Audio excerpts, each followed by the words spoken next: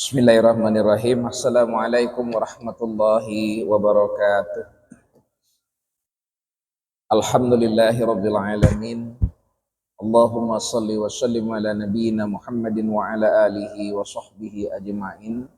Asyhadu an la ilaha illallah wahdahu la syarikalah wa asyhadu anna Muhammadan abduhu wa rasuluhu la nabiyya ba'dah. Amma ba'd. Yang saya hormati semua kita yang hadir, para jamaah di Masjid Sabilillah yang mudah-mudahan dirahmati oleh Allah Subhanahu wa taala.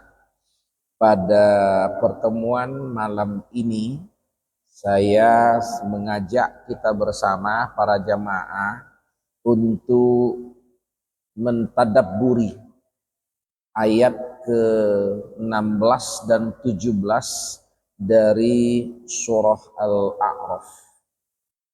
Insyaallah nanti sampai Isya kita akan merenung, memahami, merenungkan dan berusaha untuk memperkirakan kira-kira nanti apa yang bisa kita lakukan dengan ayat ini.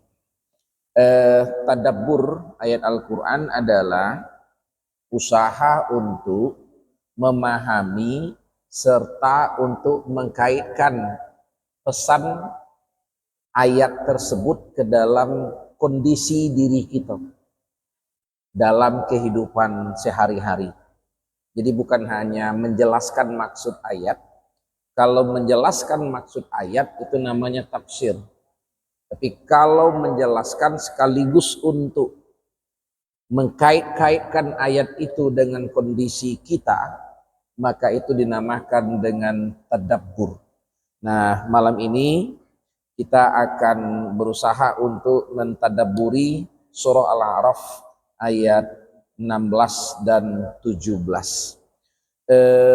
Ayat ini sebenarnya berhubungan dengan iblis laknatu alaih.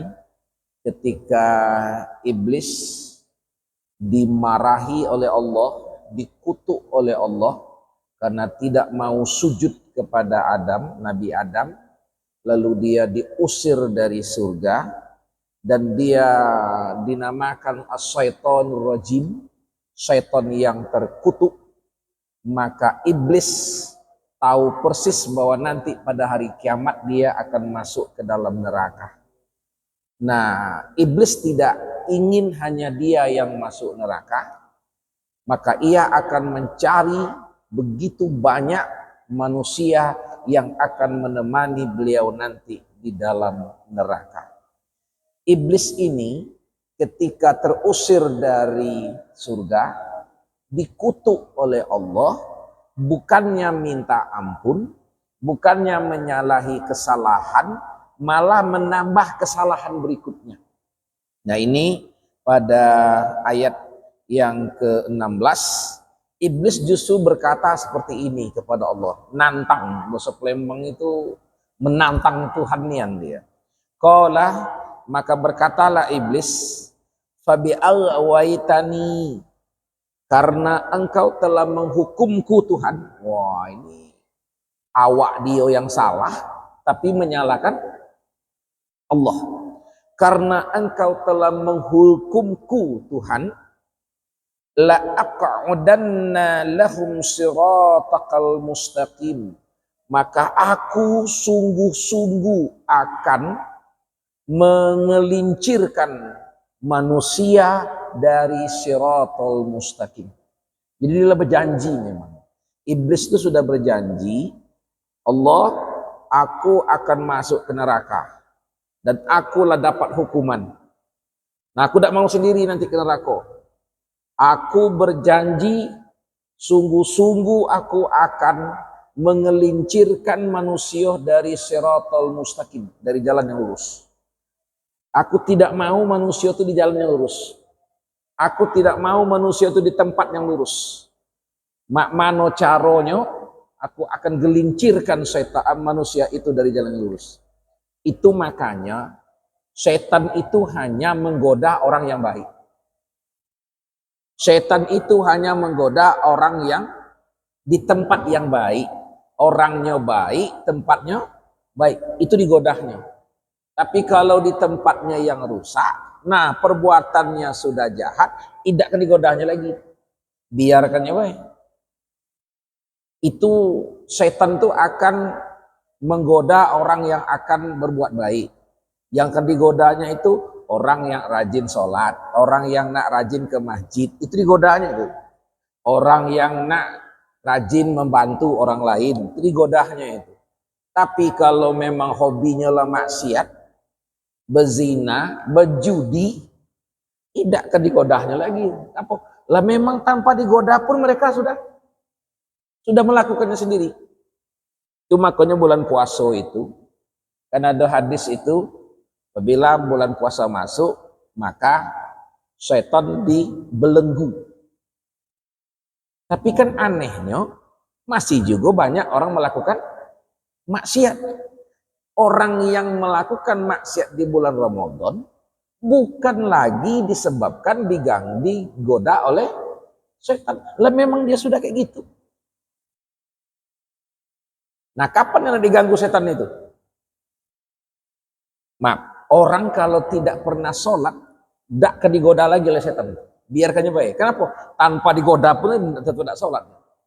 Tapi kalau ada sekali-sekali sholat, sekali-sekali tidak, nah itu digodanya nih itu. Tidak usah lah, di gunungnya sholat itu, coba jingok uang itu rajin ke masjid masih buntu itulah.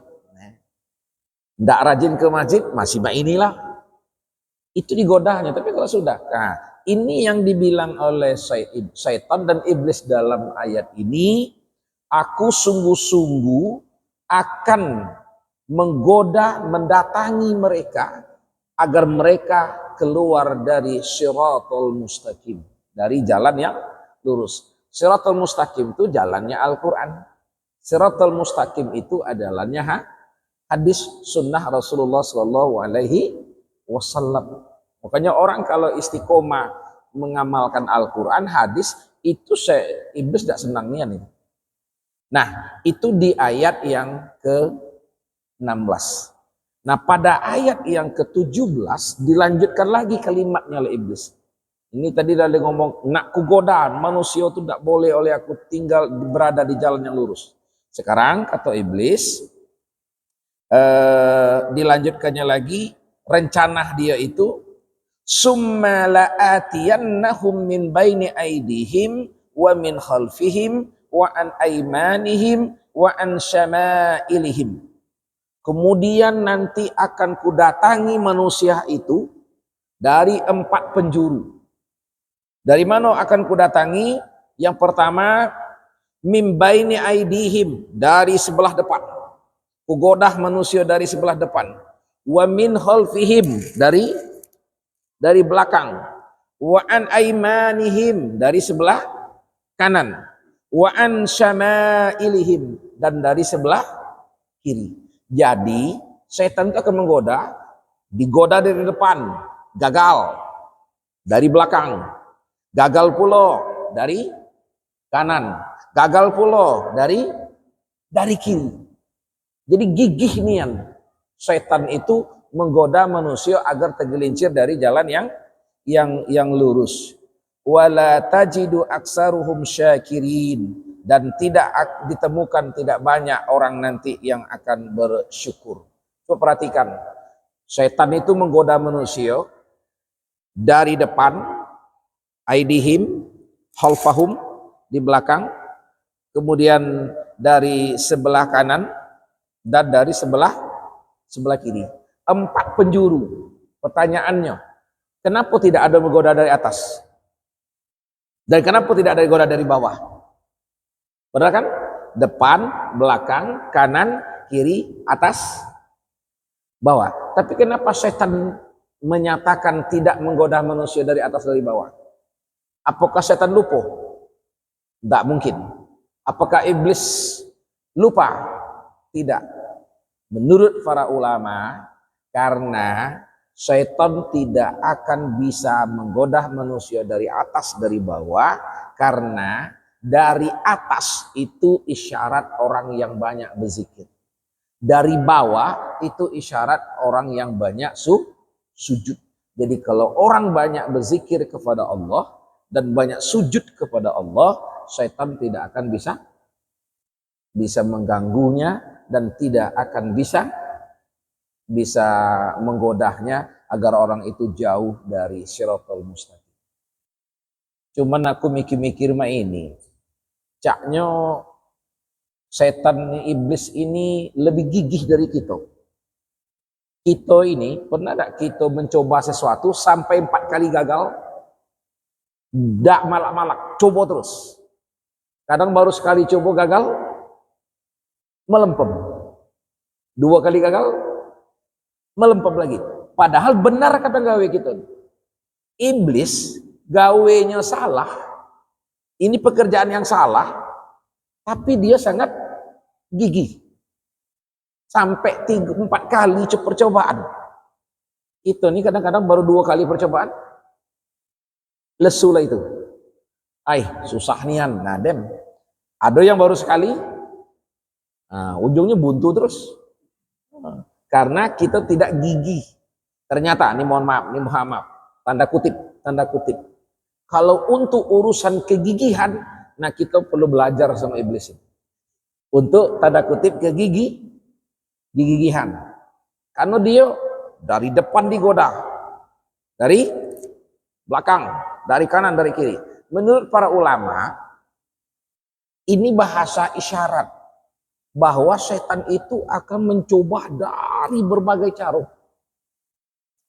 Orang kalau digoda dengan satu cara, misalnya bujang berusaha mulai dapat duit, digoda untuk maksiat.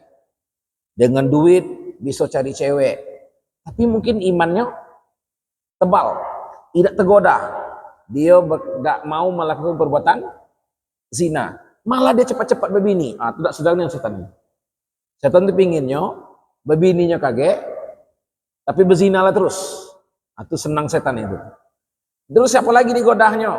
Lah berbini disuruhnya untuk beli harta, tapi pada saat yang sama tidak usah pedulikan ibu kamu, ayah kamu, keluarga kamu.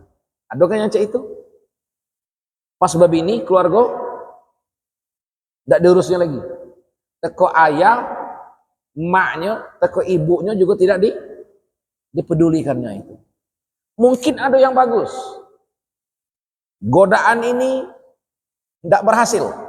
Ternyata setelah dia berbini, bagus dengan bini, dengan orang tua masih tetap bagus. Godaan ketiga, apa? Sombong. Mulai lagi itu. Aku nilai yang paling kaya. Aku nilai yang paling hebat. Kadang-kadang sombong tidak. Dalam arti menganggap dirinya paling hebat. Nah, terakhir digodahnya pula dengan meremehkan orang lain. Menganggap dialah satu-satunya yang bisa. Itu godaan setan dari depan, dari belakang, dari kanan, dari kiri. Nah, agar kita tidak bisa digoda, itu dia kata ulama itu, perbanyaklah berzikir kepada Allah, karena setan tidak bisa menggoda dari atas, dan perbanyaklah sujud kepada Allah melalui sholat, sehingga kita tidak bisa digoda oleh setan. Nah, kita bisa renung-renungkan ini. Biasanya orang-orang yang rajin sholat, orang-orang yang rajin berzikir kepada Allah, kalaupun sekali-sekali tergelincir, tidak parah-parah nian, agak mudah ngajaknya kepada yang benar. Tapi kalau lah jarang sholat, itu agak susah. Aku beberapa kali didatangi oleh beberapa keluarga yang bermasalah. Suami, istri beribut, dan ini. Aku perhatikan, Kamus, kalau yang kutanya pertama, di rumah kamu sholat gak kamu? Kalau mereka masih ngomong sholat, itu agak mudah mereka dengar nasihat. Tapi kalau ditanya, Nah, sebelum aku nak bertanya yang lain, nanya yang lain. Kamu di rumah sholat apa tidak? Aman dia diam, baik. Berarti tandanya tidak. Kadang anaknya aku tanya, papa kamu nih sholat di rumah? Anaknya aku jujur, tidak.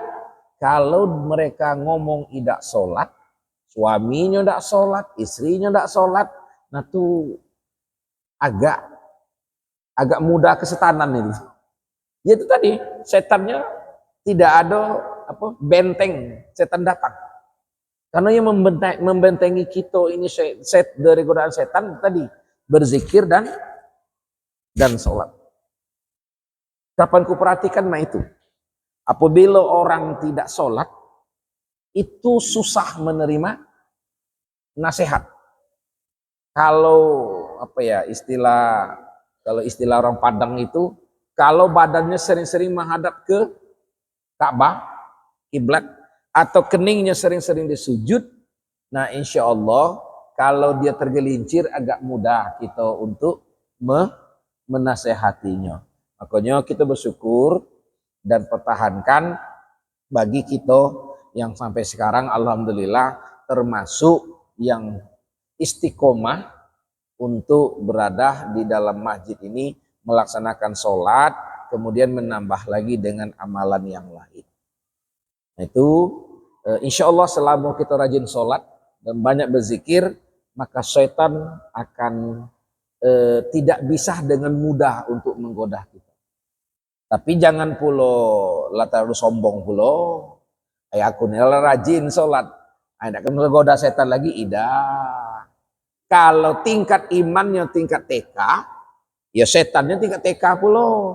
Aman imannya lah tingkat imam masjid, yo setannya lah S1 pulo. Aman lah kiai doktor setannya. Karena disesuaikannya itu. Yang jelas ini ayat ini mengingatkan kita bahwa hidup kita ini tidak akan pernah berhenti, selalu digoda oleh syaitan. Setan itu yang ada dua. Ada setan dalam bentuk jin, itu halus, tidak kelihatan. Ada setan dalam bentuk manusia. Yang itu dalam Al-Quran itu minal jinnati wan nas. Nah, tapi nanti sebelum itu. Sekarang ini sengaja ku bawa kitab Nasaihul Ibad karangan Syekh Nawawi Al-Bantani ini untuk menambah pemahaman kita. Ternyata setan itu menurut Umar bin Khattab itu punya 9 cucu anak keturunan. Yang itu masing-masing anak keturunan setan itu buka praktek di tempat tertentu untuk menggoda. Nah, ini kalau bahasa kita manusia ini spesialis ini. Jadi tempat-tempat tertentu tuh lah ditaruh. Ini bahasanya. Ini Umar bin Khattab berkata, anak keturunan setan itu ada 9. Ini mudah-mudahan tidak kati yang senamo dengan kita nih. Karena kan orang tua kita dulu ngasih nama kan tidak pula mikir-mikir apa, tahu-tahu ngasih nama. Nah, kita lihat. Yang pertama namanya adalah Zalaitun. Itu nama anak setan itu. Zalaitun atau Zallanbur. Bertugas menggoda penghuni pasar, terutama para pedagang agar mereka berbohong, menipu saat bertransaksi, membesar-besarkan informasi tentang barang dagangannya, dan mengurangi timbangan. Ia juga bertugas memisahkan antara seseorang dengan keluarganya dan menampakkan kepada orang tentang aib keluarganya sendiri. Jadi ketika masuk pasar, itu ternyata ada anak cucu setan yang buka praktek di pasar itu. Nah, ini yang sering ke pasar ini. Nah, ya termasuk pembeli juga. Ada rupanya setan yang khusus membisikkan, menggoda para pedagang untuk satu, curang. Kalau menimbang mengurangi. kalau memuji-muji barang berlebihan. Yang jeleknya nah, kadang-kadang pedagang juga mah itu. Kapan menawar, enggak sekiro. Berapa kaos kaki nih? Oh ini 15.000. Pacar enggak 1.500. Nah kan enggak masuk akal tawaran. Enggak masuk akal. Kadang-kadang nenek-nenek jualan sayur, cumpuk bawang itu, nah bawangnya melala merah-merah lah, nak habis puluh. Berapa nenek? Oh ini 1.000 nak. Boleh enggak nek 750? Ya Allah. Nah itu tuh yang goda-goda sama itu manusia seperti itu adalah zalaitun namanya. Dan itu selalu ada di pasar. Itu makanya kita disuruh berdoa apabila masuk pasar. Mohon kepada Allah, ya Allah lindungi aku selama aku ada di pasar ini. Karena kata Rasulullah, tempat yang terbaik di muka bumi ini adalah masjid, dan tempat terburuk di muka bumi ini adalah pasar. Tapi jangan berkecil hati dulu yang di pasar. Karena kenapa? Ada istilah haji mabrur. Kapan orang dapat haji mabrur? Berangkat naik haji ke Mekah. Ada istilah al-hajjul mabrur. Tapi Nabi juga memuji pedagang yang jujur dengan istilah bai'ul mabrur, jual beli yang mabrur. Nah, jual beli yang mabrur itu jujur, tidak menipu, tidak mengurangi timbangan. Jadi pedagang itu salah satu profesi yang sama dengan haji mabrur. Ada istilah bai'ul mabrur, jual beli yang mabrur. Bukan haji mabrur ya, ada rukunnya. Nah itu hati-hati nih yang di pasar. Kedua, ada nama anak setan namanya wasin. Wasin itu bertugas menggoda seseorang saat ditimpa musibah agar menjauhi kesabaran dan dalam menghadapi musibah. Nah nih, bila ada keluarga meninggal yang meki-meki, yang berutuk-berutuk, yang tidak bisa ditenangkan, ternyata ada setan yang akan membisikkan ke telinganya itu agar tidak mau sabar menerima musibah itu. Nah itu wasin namanya. Berarti wasin ini kalau tadi zalaitun tadi itu tempatnya jelas itu di pasar terus setiap hari itu. Nah kalau si wasin itu tergantung di mana orang dapat musibah. Kapan orang dapat musibah lah duluan dia di situ. Untuk menggoda orang-orang yang dapat musibah, tidak sabar, dan apa itu ya, apa istilah kita tuh, tidak menerima kenyataan itu. Dengan kalimat kadang-kadang, ya Allah ngapo tidak aku yang mati duluan. Nah itu seolah-olah dia lebih hebat daripada Tuhan pula. Ya Allah, ngapo belum masuk bulan puasa lah meninggal ayahku. Nah, ada kan kadang-kadang yang ngomong cek itu. Nah, itu jangan seperti itu. Meratap. Itu meratap itu. Itu nomor 2, wasin. Nomor 3, namanya lakus. Bertugas menggoda seseorang agar merasa was-was saat bersuci dan saat sholat. Ia juga disebut setan kaum Majusi. Ini berwuduk. Itu kadang-kadang tanpa disadari wuduk itu ada yang kurang. Walaupun secara normal bisa ngambil wudhu. Ada kadang-kadang setan yang menggoda kita agar cepat-cepat ngambil wudhu.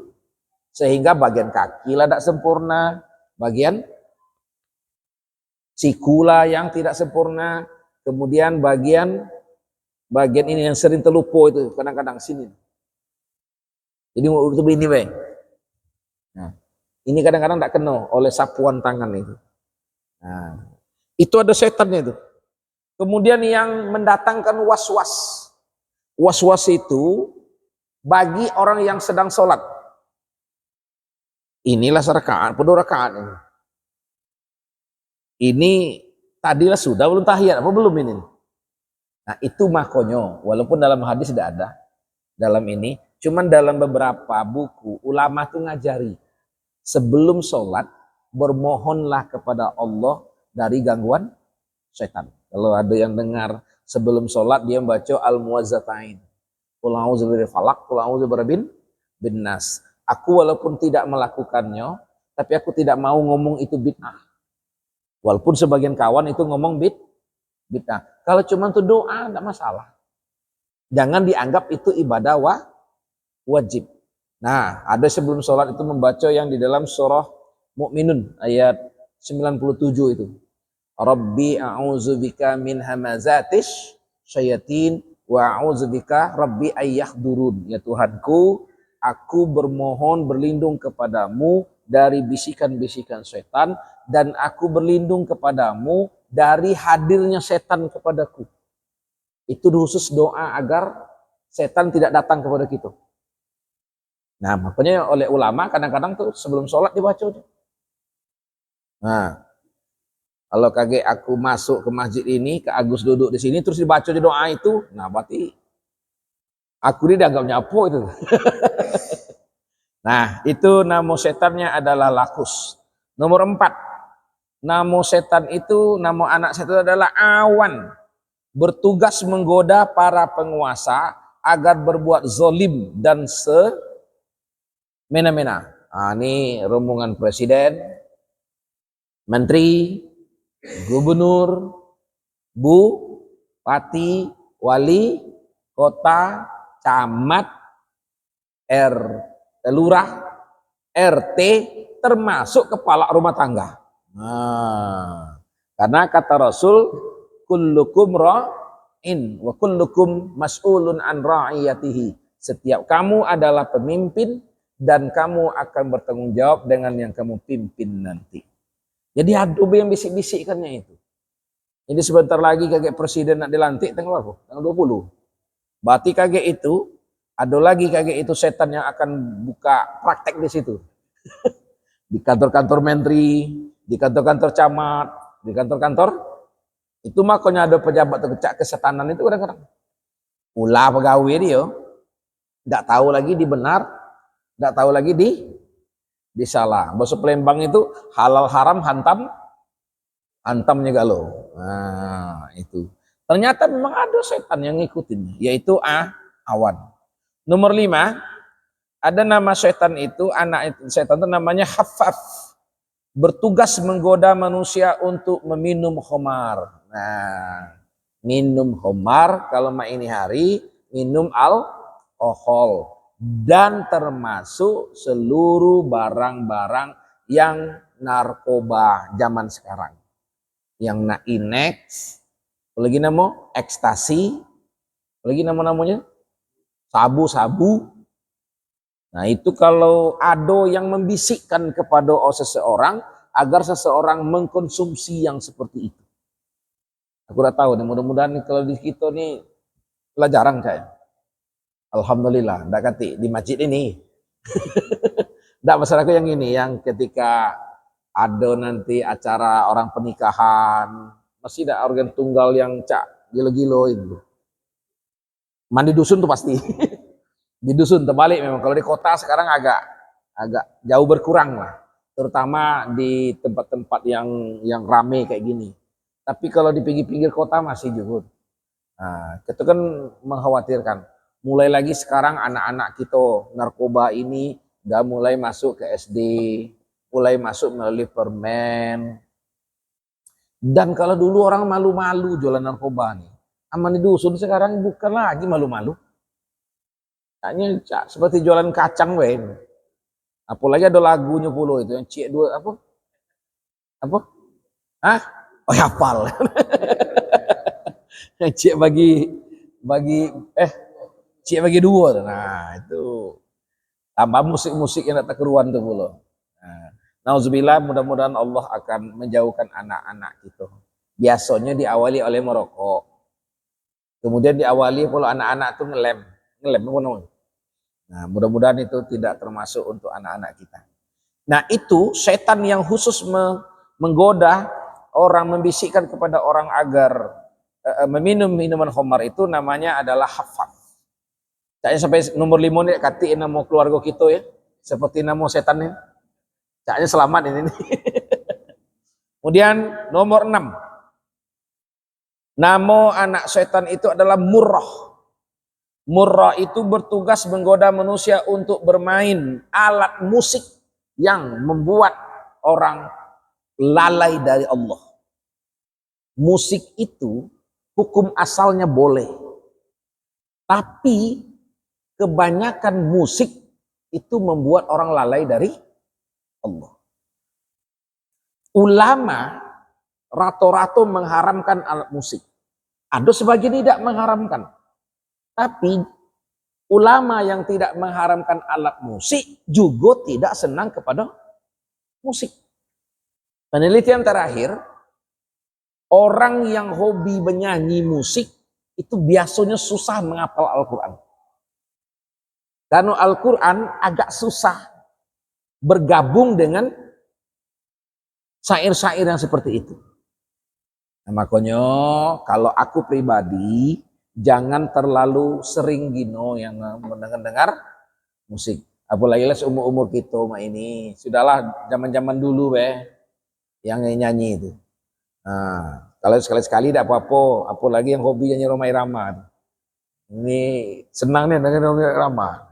Dan suara bagus pula. Hah? Dan kalaupun bernyanyi, carilah nyanyi-nyanyi yang tidak memancing maksiat.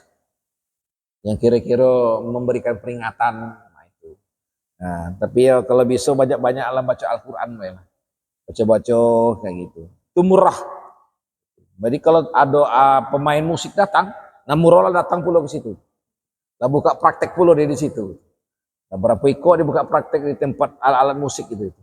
Nah, itu namanya murah. Nomor 7. Nama anak setan atau iblis itu adalah Masud. Masud bertugas menggoda manusia untuk menyampaikan berita bohong sehingga manusia menyampaikan kebohongan tersebut dari mulut ke mulut tanpa ada dasar yang jelas. Nah, kalau dulu dari mulut ke mulut, kalau sekarang dari WA ke WA. Tambah dari medsos ke medsos. Makanya hati-hati, jangan sampai menjadi orang yang kila wakola. Kila wakola itu dapat berita belum tentu benar langsung di share. Iyo kalau benar, kalau salah memperpanjang dosa. Kalau itu berita fitnah, kita ikut juga menyebarkan fitnah. Dan sekarang ini sayangnya ada orang cari makan dengan bersengaja untuk menyebarkan berita-berita bohong. Apalagi zaman ini hari ada teknologi canggih, itu suara orang bisa di AI, bisa di ini jadi ubahnya. Aku syuting ke Agus. Dia ngomong sebenarnya baca Al-Quran dia tuh. Bismillahirrahmanirrahim bergerak. Ku syuting sampai Al-Fatihah. Nanti ku ambil video itu, ku hilangkan suara baca Al-Fatihahnya, ku ganti cak-cak ngomong dia. Lagi dia bisa tuh. Diganti, bikin tulisan misalnya ke Agus yang ngomong, kepada kawan-kawan mulai hari ini aku menjual harga sepatu murah. Selama ini harganya 400.000. Sekarang datang ke rumah aku. Harganya cuma 10.000. Nah, beredar teman-teman lagi. Bisa diatur sekarang. Suara presiden. Suara artis. Suara Pak Ustadz. Itu kadang-kadang diubah-ubah oleh orang yang sengaja untuk menyampaikan berita-berita bohong. Jadi hati-hati. Kalau saran aku termasuk tidak mudah mengirimkan berita. Termasuk potongan ceramah pun. Aku berhati-hati sekali ya. Untuk mengirimkan potongan ceramah. Apalagi ceramah itu akan menjelek-jelekkan kelompok lain. Walaupun cecak benar. Makanya kalau aku lebih senang bikin sendiri. Videonya nanti ku share di TikTok, di Snack Video, di YouTube, di Facebook, dan di Instagram. Makanya aku bikin banyak-banyak yang seperti ini nih sekarang. Itu aku bisa pertanggungjawabkan. Kenapa? Aku sendiri yang buat kayak ini. Di Kak Agus boleh sekali-sekali kita bikin video. Nah, ceramah pendek, aku bikin video juga. Nah, okay. Itu namanya masud. Masud itu adalah nama setan yang bertugas menggoda manusia untuk menyampaikan berita bohong. Hati-hati nih sekarang ini. Nomor 8, namanya dasim. Dasim bertugas menggoda manusia saat memasuki rumahnya. Nah, ini yang membisikkan laki marah terus sama bini. Ini yang membisikkan agar bininya durhaka kepada laki. Ini yang membisikkan agar anak melawan dengan orang tua. Itu nama setan di rumah tuh ada dasim. Itu makanya agama mengajarkan agar kita mengusir setan itu dari rumah. Dasim ini. Mau caranya? 1, masuk rumah ucapin salam. Walaupun dalam rumah itu kosong. Itu pergi kalau rumah kosong. Nah ketika masuk ucapinlah salam. Karena ucapan salam itu yang akan membuat setan kembali. Yang kedua dalam sebuah hadis lagi, pas masuk dalam rumah, kaki kanan pas masuk di pintu, kira-kira ini kaki kanan, baca bismillah. Bismillahirrahmanirrahim. Kemudian sampai di dalam rumah, ketika menutup makanan di atas meja atau di lantai, ucapkan bismillah. Lalu ketika menutup jendela, nak maghrib, rumah atau jendela, ucapkanlah bismillah. Itu akan mengusir setan dari rumah. Nah, termasuk masuk kamar. Masuk kamar itu kosong. Ajarilah anak-anak cucu itu mengucapin assalamualaikum. Karena setan akan jauh. Jadi ternyata salam itu bukan hanya kepada orang yang jelas mengucapin salam, kepada makhluk halus mengucapin salam agar dia jauh. Tapi jangan ditunggu pula dia jawab. Dia kosong. Mana jawaban ini? Jawabnya lagi. Takut dewek kayak itu. Nah itu yang menggoda, membisikkan terjadi perceraian di rumah tangga, itu nama setannya adalah dasim. Makanya itu dibiasakanlah baca bismillah. Kemudian kan ada dalam hadis itu, bacalah surah Al-Baqarah agar setan menjauh dari rumah, terutama 3 ayat yang terakhir, lillahi ma fis samawati wal ard, sampai ujungnya itu. Nomor 9, nama setannya adalah walhan. Walhan bertugas menggoda manusia di saat wudhu dan sholat serta ibadah-ibadah lainnya. Dalam riwayat lain dikatakan bahwa walhan bertugas menggoda manusia saat bersuci sehingga boros air. Nah ini galak banyak boros-boros air itu memang dibisikkan oleh setan dalam memakan air untuk bersuci. Hal ini sebagaimana hadis yang diriwayatkan oleh Ali bin Abi Thalib bahwa Rasulullah Shallallahu Alaihi Wasallam bersabda, di saat berwudu ada setan yang bernama walhan, maka berhati-hatilah kalian terhadapnya. Nah, para jemaah sekalian, di balik kita kepada ayat tadi, Al-A'raf ayat 16 dan 17, mengingatkan kepada kita bahwa hidup kita ini tidak akan pernah alpa, tidak akan pernah kosong dari gangguan setan. Itu berlindunglah kepada Allah agar kita dijauh dari gangguan setan. Doa yang doa dari Allah semacam a'udzubillahi minasyaitonir rajim atau a'udzubillahi samiil alim minasyaitonir rajim, itu ada hadisnya.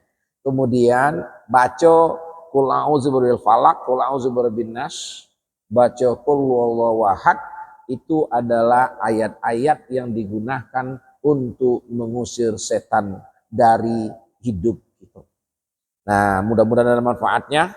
Kalau ada yang nak didiskusikan, nak ditanyakan, mumpung ada waktu sedikit, kami persilahkan kepada jemaah, dan mudah-mudahan kita tidak pernah menjadi setan. Nah, silakan.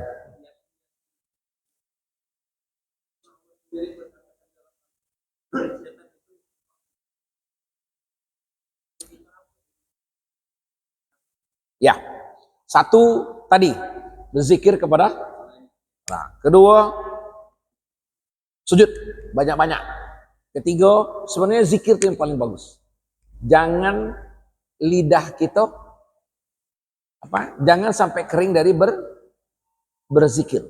Kemudian sadarilah, nah seperti kita baca ayat seperti ini, sadarilah bahwa setan itu ada. Nah, kenapa Al-Quran menyebutkan dia lemah?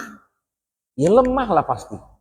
Dia makhluk yang dibenci. Sementara kalau kita dekat kepada Allah, kita jadi makhluk yang disayang. Nah, cuman anehnya justru kita manusia yang takut dengan setan. Itu kan aneh sebenarnya. Aneh takut dengan setan. Bahasa agama cuman ada istilah setan, ada istilah iblis, ada istilah jin, ada istilah korin. Nah, di luar dari itu aku tidak tahu. Aku tidak pacak membenarkannya, tidak pacak nyalakan. Apa cak? Gondoruo, apa lagi itu? Kuntilana, apa lagi? Yang itu kan adonya kan menurut imajinasi manusia itu tuh. Tapi kalau korin itu adonian, setiap manusia ada korin. Jin memang adonian. Tapi kalau aku pikir-pikir, kayaknya memang nama-nama setan di seluruh dunia ini hanyalah hasil imajinasi masing-masing negara. Di Indonesia namanya pocong.